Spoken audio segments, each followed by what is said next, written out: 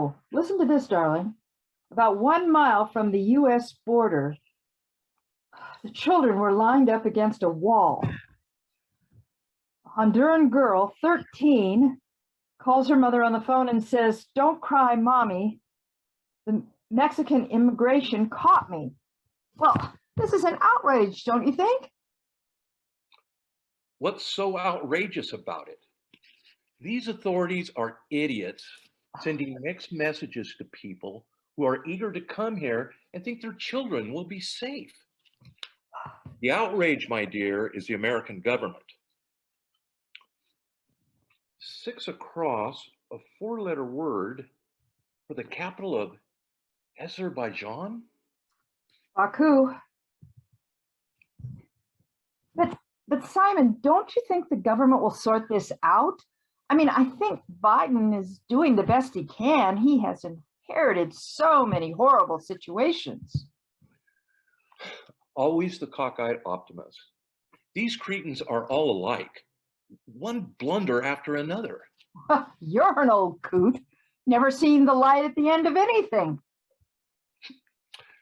That's because, my sweet, it's almost always an oncoming locomotive. 12 across, an 8-letter word for one who is so close, yet so far. Runner up. Here's something. Listen, President Biden's $1 trillion plan to rebuild includes hundreds of billions of dollars that will help reverse long-running racial disparities in rebuilding physical infrastructure. Now, you see, that's exactly what I was saying. That idea seems just so visionary and smart. We shouldn't make any changes without thinking of righting these other wrongs. Except you're forgetting one thing. Such bills will never pass. Politics is not only the art of compromise, but is always piecemeal. As I always say,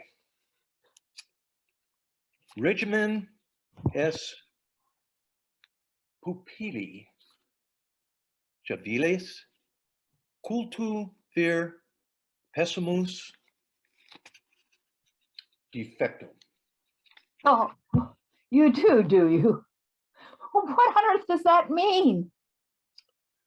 Government is the worst failure of civilized man. Dealey, 14 across, a 4-letter word for demographic of many TikTok users? Gen Z. Oh, my. Listen to this.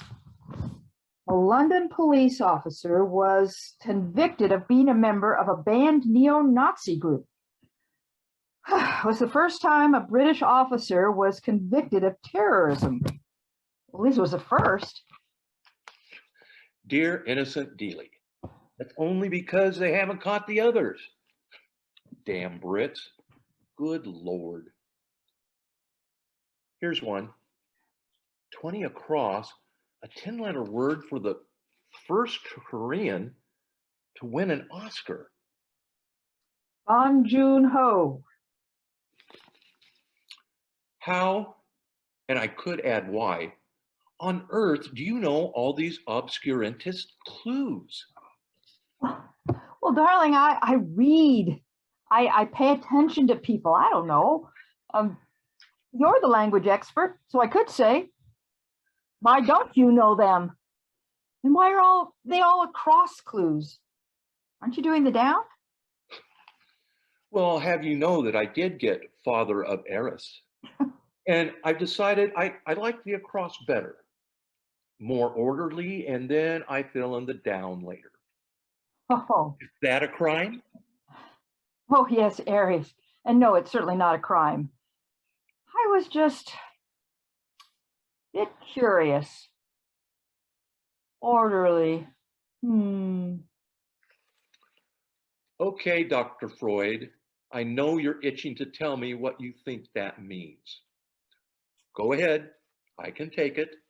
Well, let me see. think it means that you are a sweet, darling old man. Oh my gosh, they killed Grover. Who the devil is Grover? Don't be ridiculous. Grover from Sesame Street. We watched it all the time with the girls. It was Julia's favorite. Oh my, you imagine with the meeting where they had to decide who to knock off? It must have been a battle royal. Now you're being ridiculous. Oh, It'd be a marketing decision, simple bottom line problem. That's all these people care about. I'm sure it was a very clean cut and painless death. Okay, 16 across, group of zombies. horde.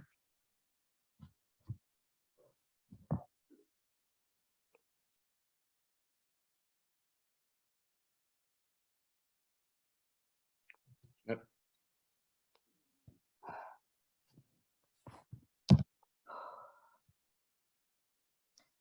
You know, darling, I'm not feeling so well, so I think I'll call it a night. There's still some port left. Do you want me to get you a little dividend? Oh, come on, Dealey. Really? I haven't even asked you one yet. A three-letter word for a tow preceder. I'm stumped. Three-letter? Tick or tack, depending.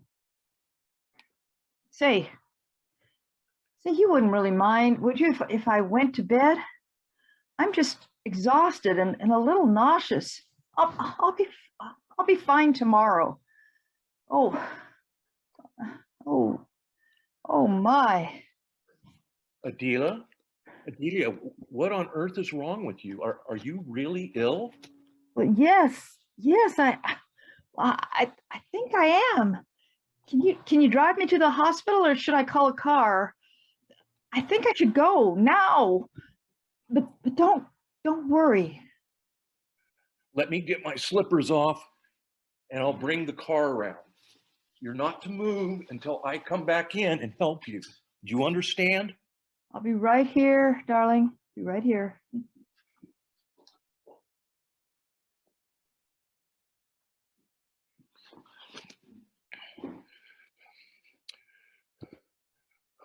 Okay, Dealey, do you think you can put your arms around my neck? I'm going to carry you to the car. Don't be absurd. Just let me lean on you while we go, and for goodness sakes, don't speed. It's not like I'm having a baby or anything.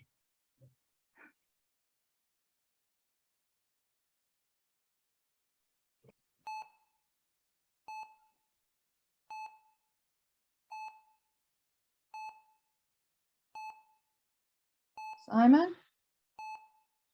Simon? What are you doing? What's happened to me?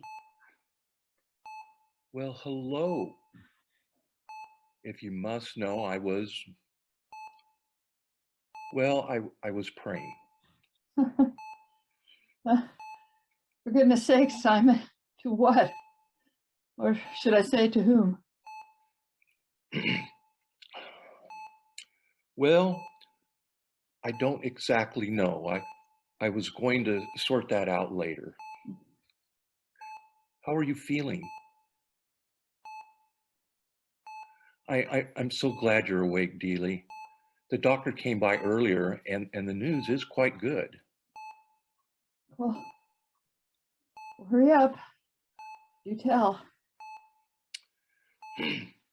Yes. Yes, well, the doctor said you had a mild heart attack. And he said that your insistence on coming into the hospital last night probably saved your life. You had an arterial blockage, and very early this morning they put in a stent. Apparently, it's the working of the stent that gets the blood flow again and prevents damage. He said he'd check in with you later this afternoon. So I'm going to be all right?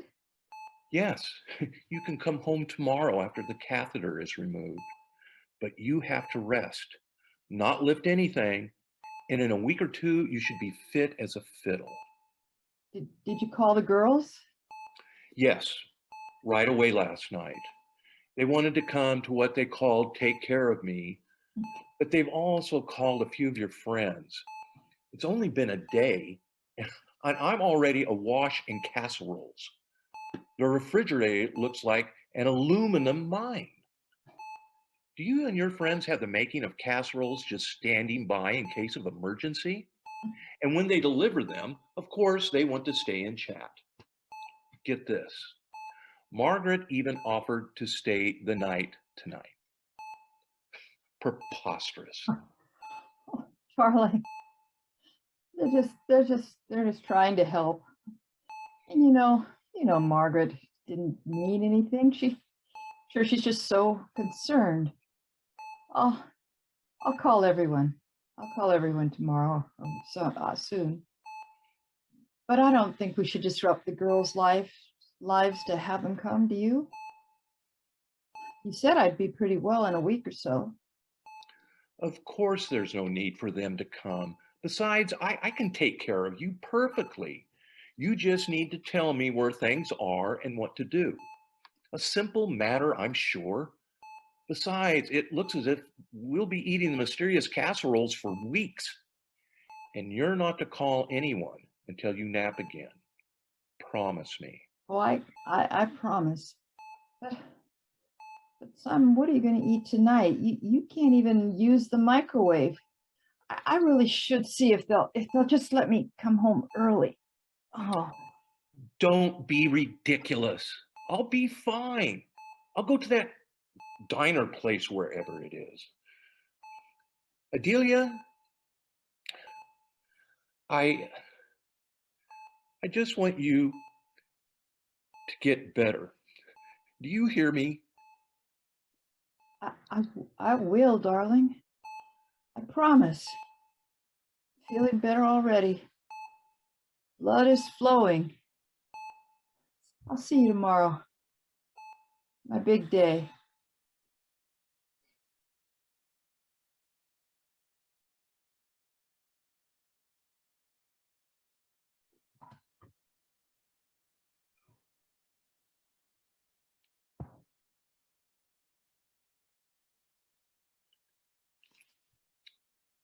How are you feeling, dear? Can I get you anything? Do you want to go upstairs to bed? Simon James Prescott Jr., please stop these incessant questions concerning my health. For the record, I feel fine. I'm just a little bit tired, and when I get sleepy, I will go upstairs. I know you're concerned about me, but this is rather ridiculous. What's bothering you, darling? Well, to be perfectly frank, I'm reluctant to tell you. But I guess you deserve an answer. Because I have been behaving strangely since you came home.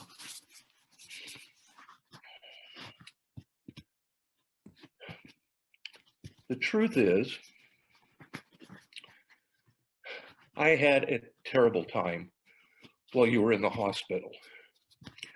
Really, from the moment you fell ill, I just got so frightened, panicked really, that I would lose you. During those awful 2 nights, I couldn't sleep. My mind was racing with fear. In order to keep from thinking about what I would do if I lost you,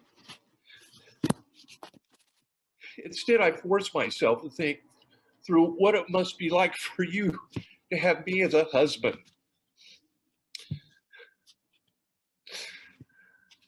As I lay awake, I forced myself to relive our conversations over the years. I discovered something.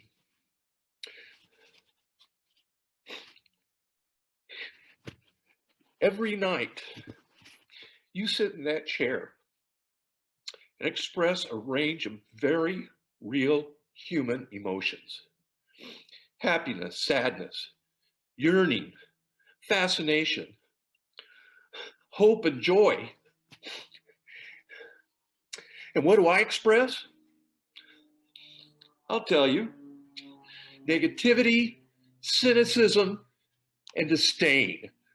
Simon, that's not how I feel. That's Let me finish, please.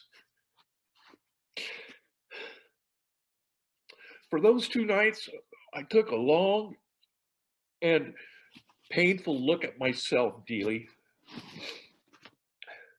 I've been around you and your psychologist friends long enough to know that a person like me, no matter how he appears or what he has achieved, is unsure of himself, fearful of the future, and always a slave to self-protection. And so not really living at all. And the worst part of it is, I was using you to be the positive, hopeful, brave one. In short, you take all the risks while I live vicariously through your courage. Like a parasite. I say vicariously because I'm really not living at all.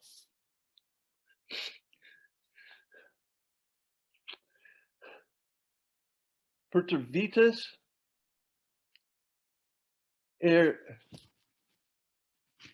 stuperum, a fish,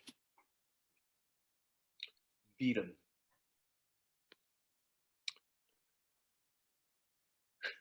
Cynicism creates numbness towards life.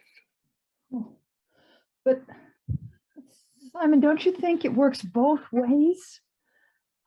I live vicariously from your wit, your rationality, and your caution. That's why we fit, Simon. That's why we fit.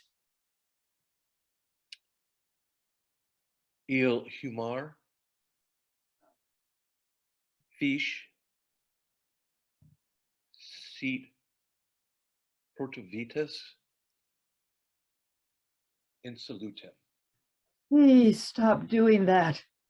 My Latin can't possibly keep up with yours. Did you just say something about health?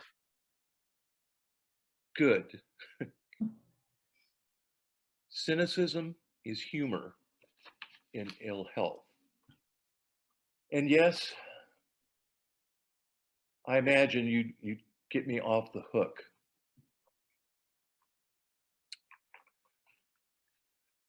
But here's the unholy surprise of it all. And please, please don't laugh.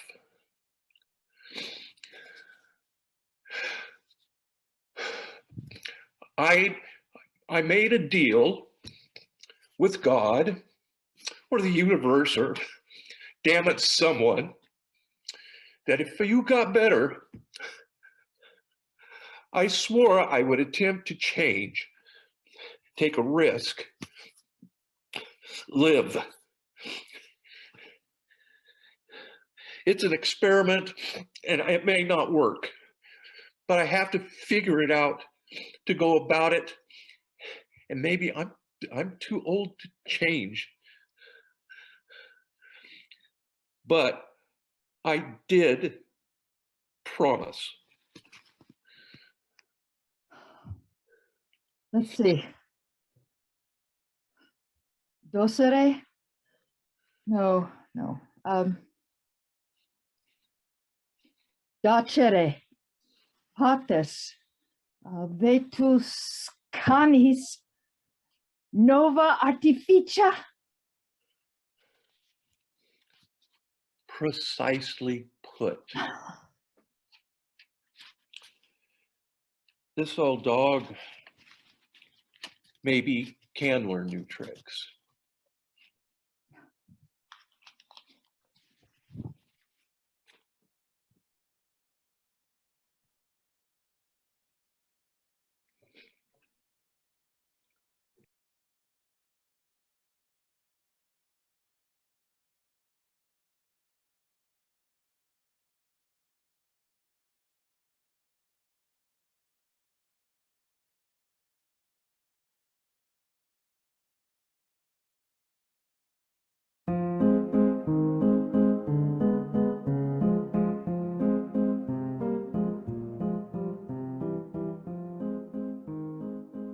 Shalom.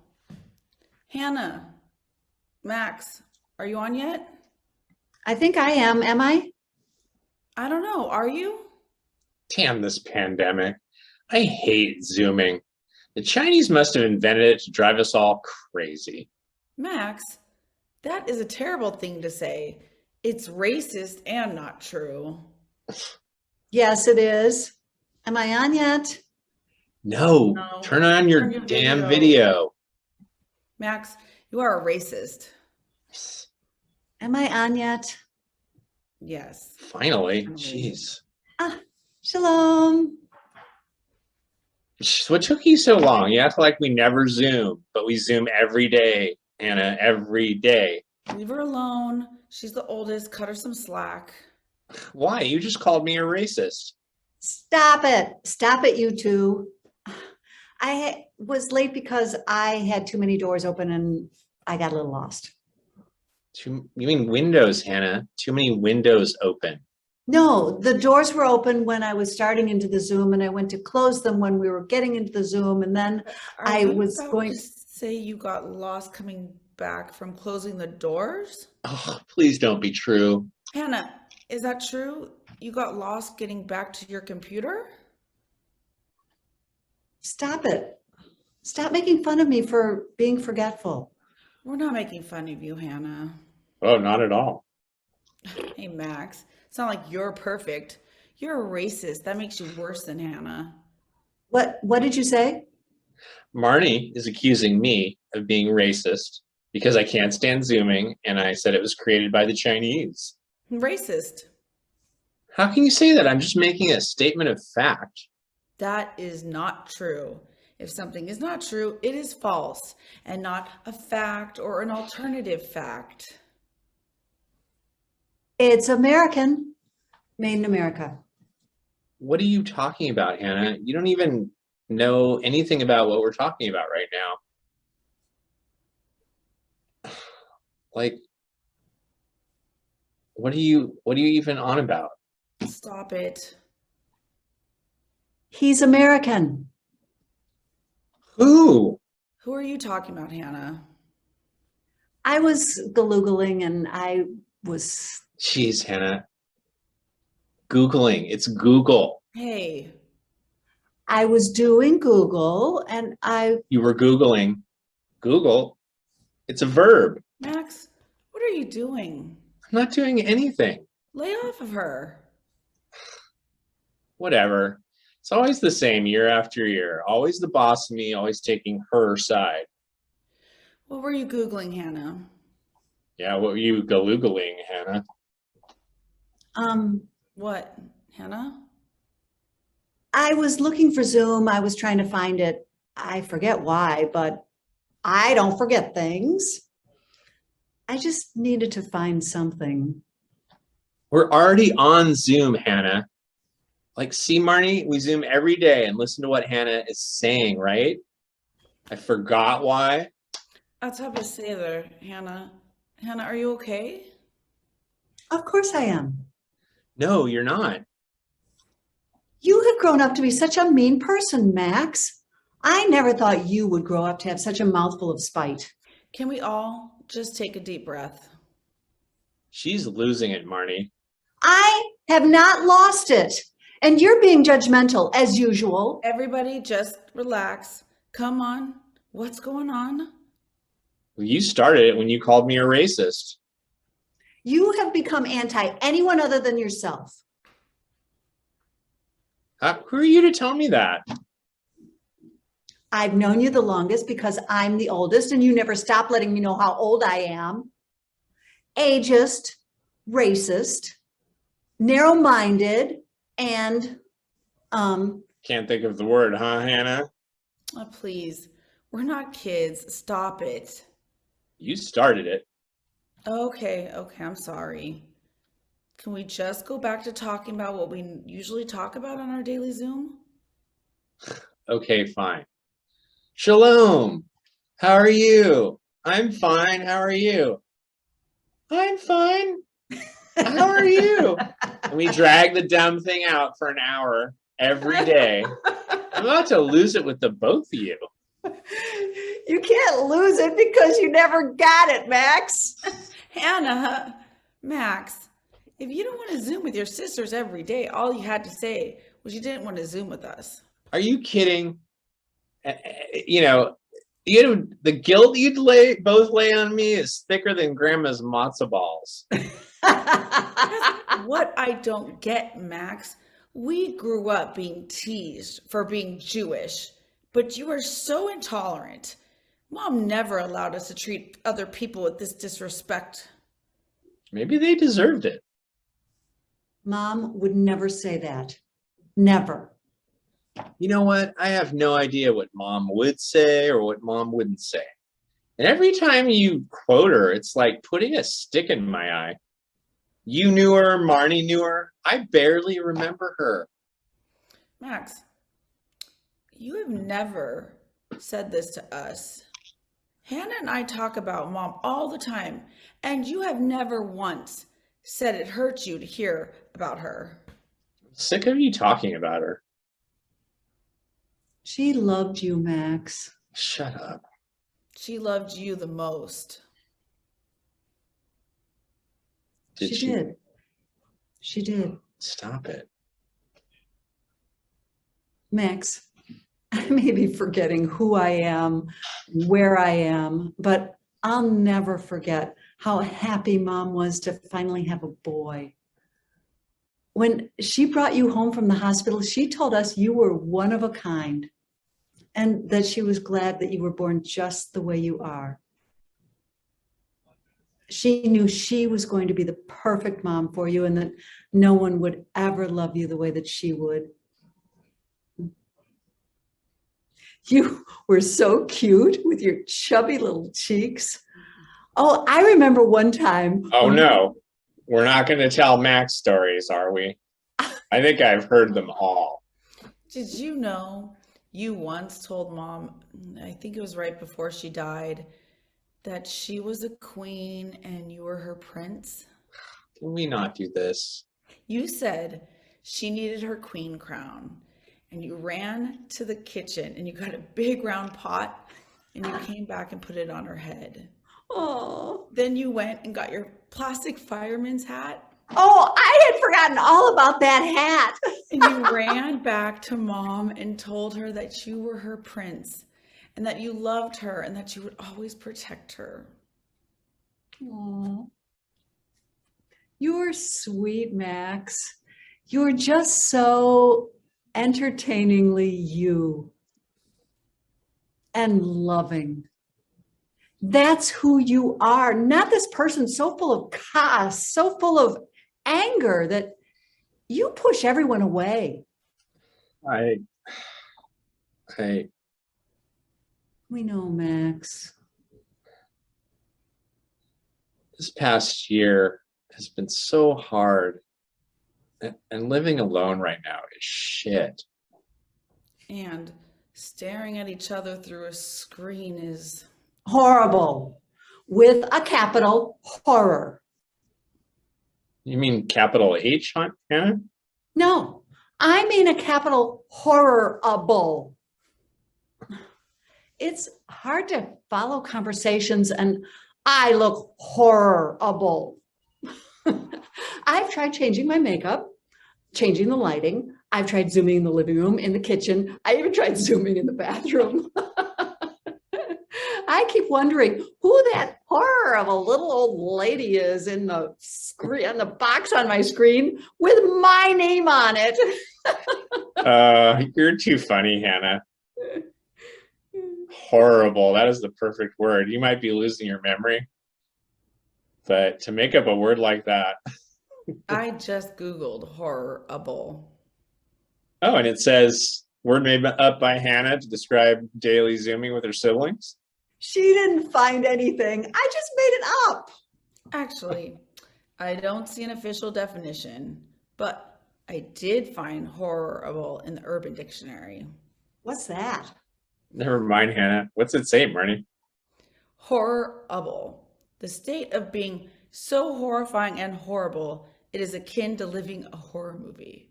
Oh, you're right, Hannah. Every Zoom is horrible.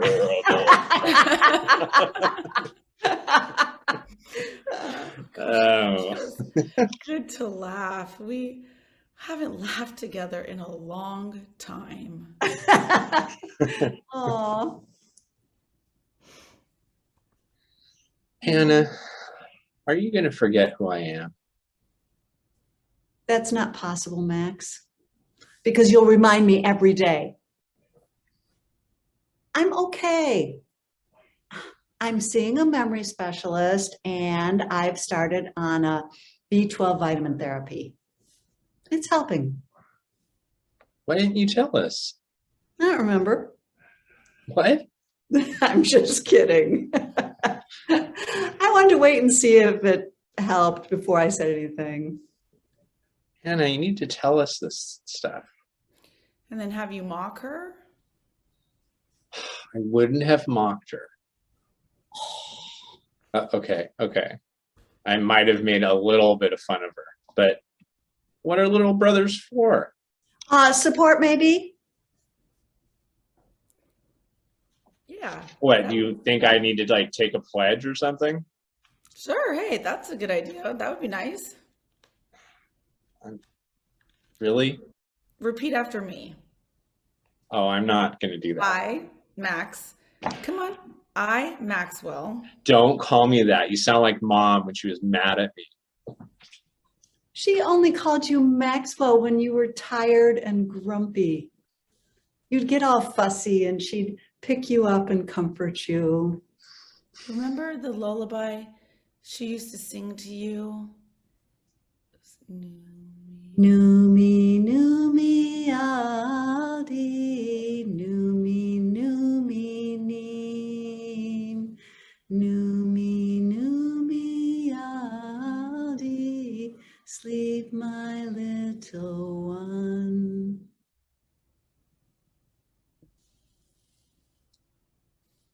Noomy, noomy, nee. Then you'd fall asleep in her arms, right where you belonged. Thank you for that, Hannah. Marnie.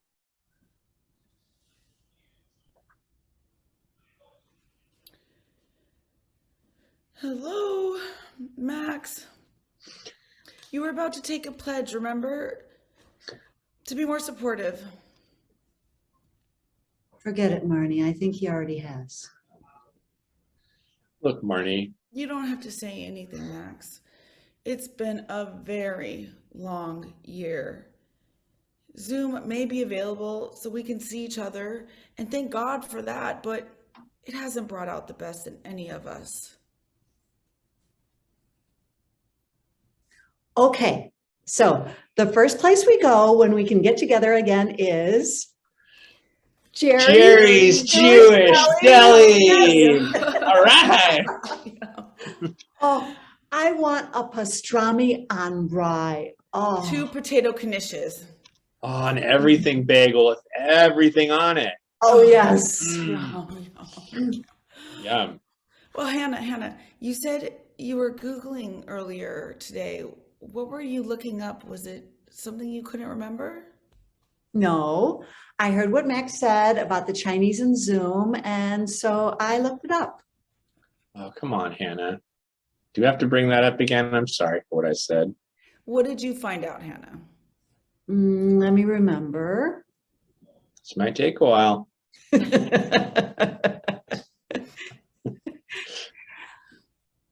Zoom was founded by Eric Yuan in 2011. See, I was right in the end. Chinese. No, he was born in China, but he emigrated to the US when he was 27, and he became a US citizen in 2007. Go immigrants. Hannah, how did you remember all that? I wrote it down. I'm reading it right here. Come on, Hannah. I'll see you tomorrow, Max. Of course. Would I miss our daily Zoom? Even though the two of you drive me crazy. I mean, I love my sisters. Love you, Max. Love you, Marnie. Shalom until tomorrow. אני אוהבת משפחתי. I love my family. Will you guys do me a favor, and between now and tomorrow's Zoom, could you try and do something a little bit interesting? Hey!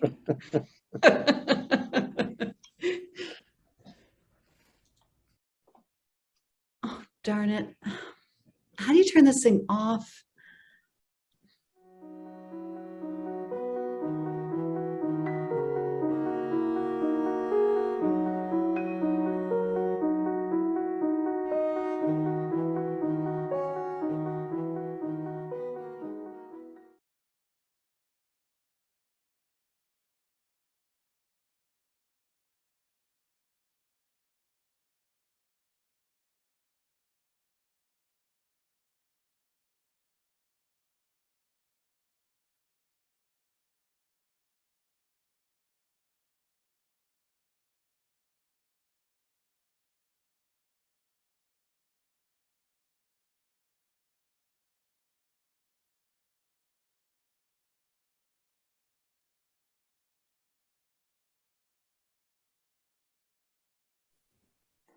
That was really good, Mom. I don't remember you making that kind of casserole before. You should give me the recipe. Sure, sweetie. Jason might love this one. Yeah, that's what I was thinking. Pasta, beef, that is his fave. I want to try and spoil him a bit before the baby comes. Everything changes, or at least that's what you say. Well, I do think it's hard on the dads. They don't have the same sense of urgency or fear about attending to the babies like we moms do. Of course, I often wonder how it would be to have a little baby with a father there.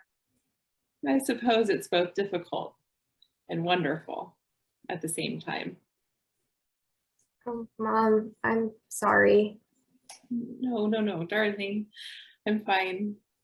I was just remembering how excited Ronnie was that we were having a baby. So excited.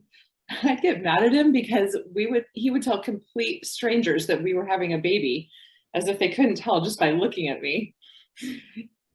He loved you so much from the moment he heard about you. He would love this baby too.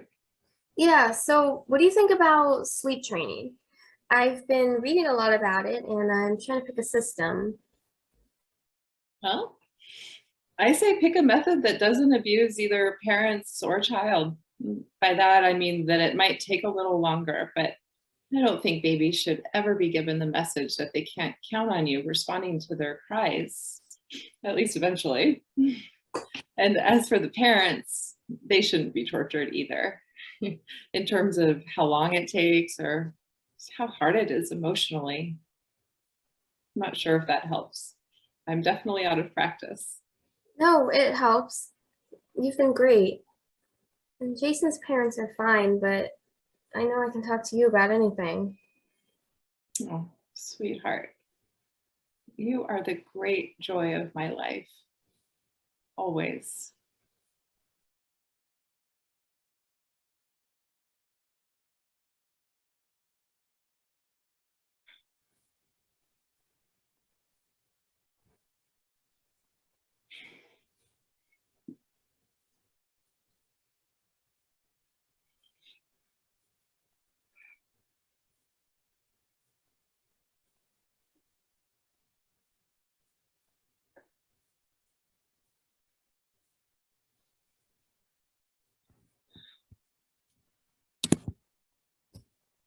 Hey, Mom, how goes it? You wouldn't believe what I found at the baby store. Look at this layette, and look at this onesie. Is this cute or what? Yes, dear. They're lovely. Mom, what's wrong? I thought you'd be thrilled with this. I'm so sorry, dear. There's something on my mind, and I've put off telling you long enough. I think I have to go ahead now and tell you. But I feel terrible for waiting so long, and I hope you can forgive me. But it doesn't matter. You have to know. What is it, Mom? Come on, it's me. You can tell me anything.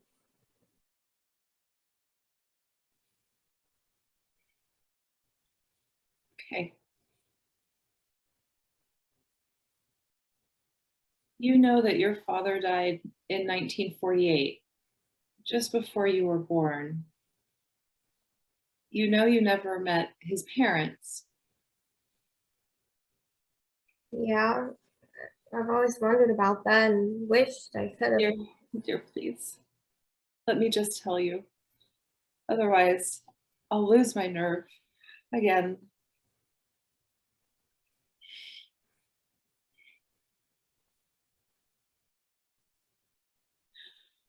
So you never met them, but you know we named you after your grandmother, Cora May Lewis.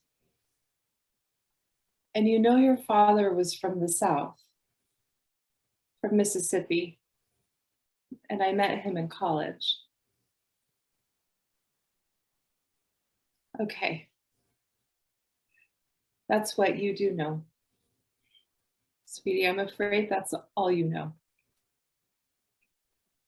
What you don't know is that when I met your father, I saw what you saw in the pictures that I've shown you. A very handsome white man. Well, yeah, what else would he be? Corey, your grandparents are African American. Oh. Then we said colored. What are you talking about, Mom? I've seen the pictures. And he looks like me. Well, I mean, I look like him. Yes, dear, I know. Let me go on. When your father came north to go to school, times were very different. I don't think he even intended to pass at first, but everyone took him for white without thinking. It's one thing to be mistaken for white and quite another to claim to be white. And once he met me, he began to do just that, to present himself as white. I guess for my sake. I mean, you can't imagine how difficult it was then for interracial couples. Ron was always frightened. And so I vowed to him to keep our secret, even from my parents.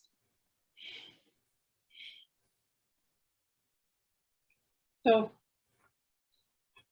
when we got engaged, we didn't tell my parents. We didn't tell anyone. But Ronnie did tell his parents about me. They didn't come to the wedding, which he felt terrible about. But they were protecting him. You see? No, Mother, actually, I don't. I don't see. All right. Just bear with me, honey. It bothered me that I had never met Ron's parents, and I still felt horrible for hiding them away. So when I was pregnant with you, I asked Ronnie to take me south so I could meet not only his parents, but his relatives and his friends, maybe make up a little bit for their being shut out of the wedding. We told my parents about the trip, but they just thought we were meeting Ronnie's white relatives.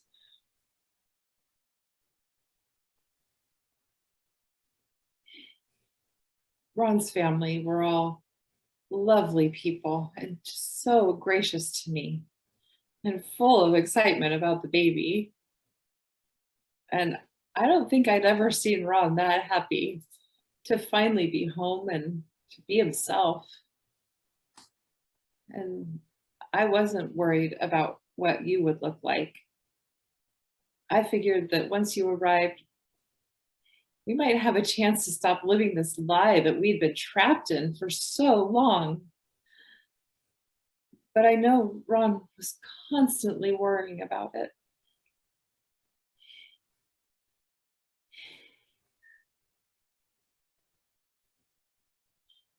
So we had a wonderful couple of days. And on the last night, Ronnie's friends wanted to take him out. Sort of a bachelor party they never gave him. And it was fine with me. By then I was getting pretty tired at night.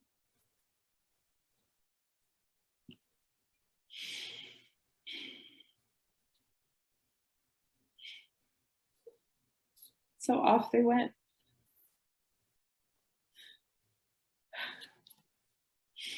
And that was the last time that I saw your father.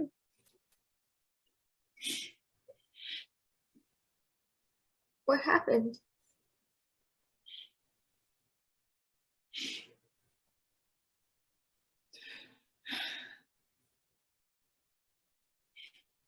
Well, it isn't clear, honey. The police said that there was some kind of bar fight and Ron got in the middle of it and was shot. And he wasn't the only one. His cousin was killed too that night.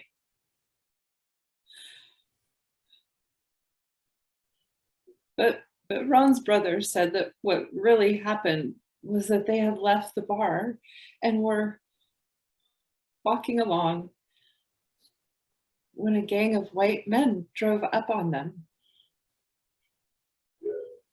They focused on Ronnie, asked what a white boy was doing with them. They just said he was their friend. But the white guys weren't having it. They'd heard the rumors about the Lewis family having a son who was passing. They put two and two together. They beat Ronnie. Ron's brothers said that they had pretty much beat him to death. And his cousin too, who tried to defend him. And then someone pulled a gun and shot them both. I guess to make sure they didn't survive the beatings.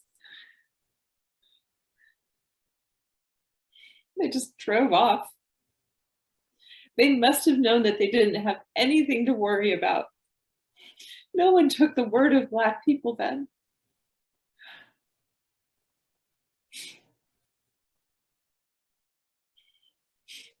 We heard about it the next morning. And I felt like dying. I knew it was my fault that we had visited in the first place. And it was only you, sweetie, and your grandmother who saved me. I am so sorry, Corey, for not telling you before now, but I can't do this. What on earth made you think now is the right time to tell me this? Don't answer. I don't want to hear another word.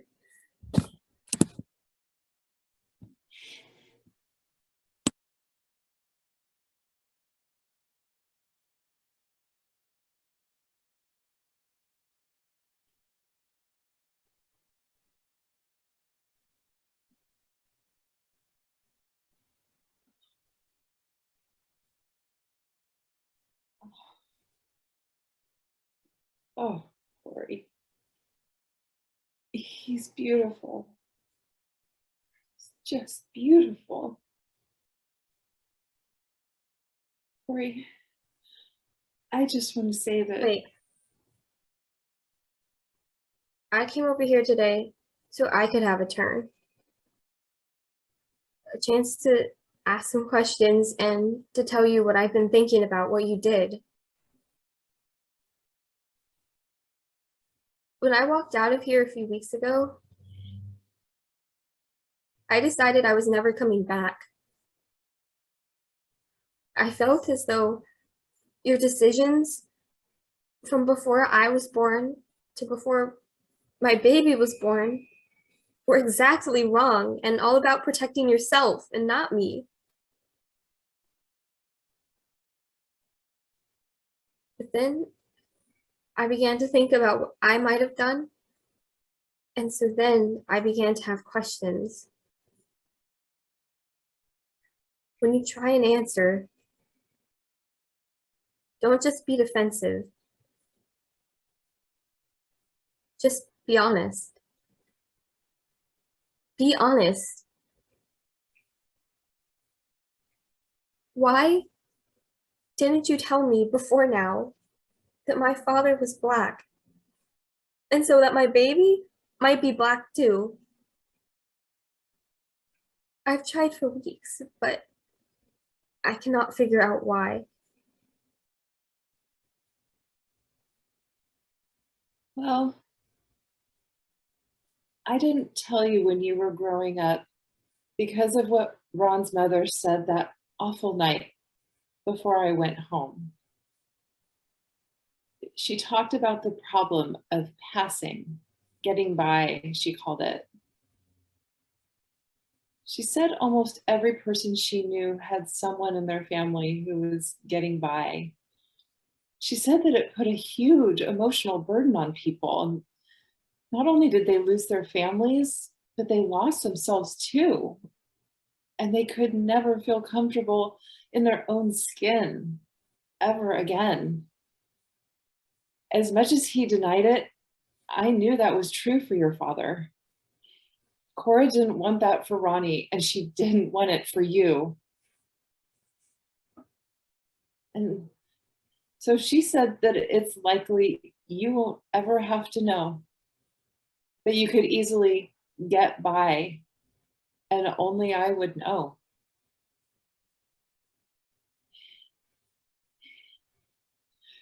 Your father deceived people about his race. Your grandmother never wanted you to have to do that. She made me promise not to tell you. And at that point, Corey, I was so grateful to her for not hating me. I agreed. I just didn't want to think ahead.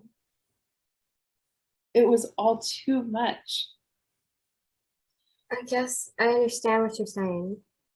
But Mom, why didn't you tell me before I got married? Wouldn't that have been the smartest choice? Maybe. But I was afraid Jason would leave you.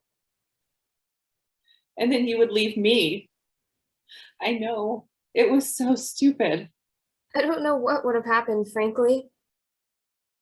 Maybe he would have left me. But at least you would be telling me the truth. I guess I was trying to protect us both.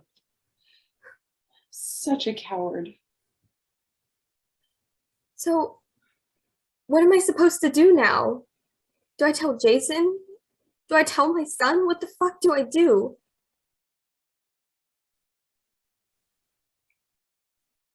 Never mind.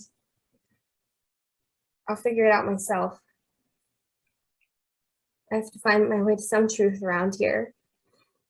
It's just that. Can I say one more thing this has done to me? We were doing perfectly fine, not thinking about passing or getting by or race or color or any of that shit. And now I have to carry that burden for you, for me, And for baby Jason, I hate it. Look, Corey, I know I made the wrong choices because when you were older, I shouldn't have made any choices for you, but I did. Your father made a choice that I think he thought was worth it.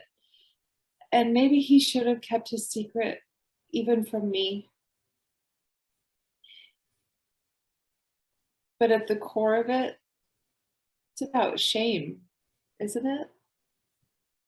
Shame to reveal who we are, fear of the consequences. If he had kept the secret to himself, today our family would all magically be white. And as you said, that would mean we were the winners and wouldn't have to think about race at all. We would leave it to others who have to reckon with it. I didn't mean it in a racist way, Mom. I just meant now I'm left with all these fears and questions and I don't know, embarrassment, I guess, for who our family really is.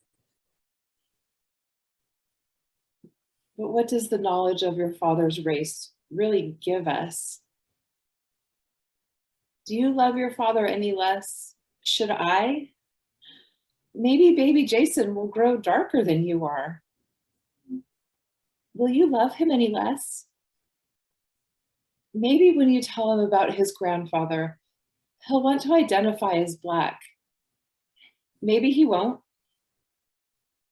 But my point is, whatever he declares himself to be, or he decides he wants to be, he will still be all the other things that he is. Some seen as more important than others, white or not, male or female or somewhere in between, gay or straight or both. Aren't we all hiding something about ourselves for fear that we'll be judged? Or even worse, aren't we all getting by? Maybe with this baby, you have a chance to stop the shame and just let him be what he is. Perfect.